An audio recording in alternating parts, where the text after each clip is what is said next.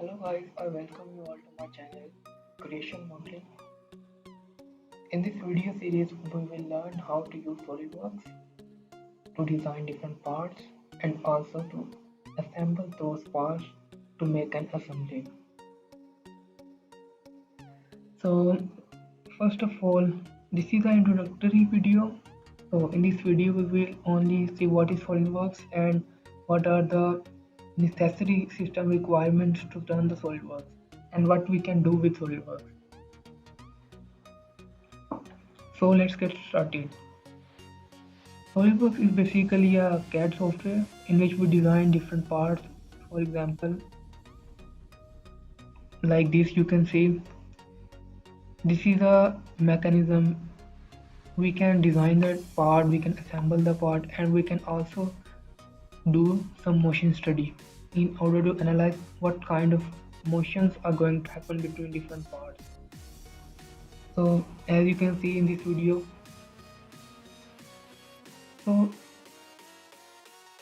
coming to the system requirements, in order to run the SolidWorks in your system, you must have these system requirements.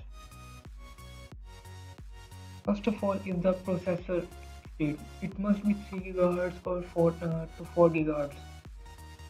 But you can also work with 2.6 GHz or high processor. It will do fine. Now operating system memory, you can, if you are going to use SolidWorks for professional use, you must have 32 GB or 16 GB minimum. But if you are going to use for educational purpose, for learning SolidWorks, you can do fine with 8 GB to 16 GB RAM. Now hard drive, I will prefer SSD hard drive because it will load the files more quickly. And graphic cards. Now the graphic card is not necessary if you are only learning SolidWorks. You can do fine with the system shared graphic cards. But if you are going for rendering or you are going for professional use, then you must have some graphic machine. Now these are some standard graphic cards. You can find it different workstations. Now these are different workstation or laptops you can work with. Now after seeing what are the system requirements of SolidWorks, so the question arises why we use SolidWorks or what is the need of SolidWorks. We can design from very simple to very complex parts in SolidWorks. As I have told you earlier, we can assemble the different parts in order to get assembly. You can see here is a simple pump. You can design it in SolidWorks and you can also run the simulation and you can see what are the different results of that simulation. SolidWorks also generates the report of the simulation.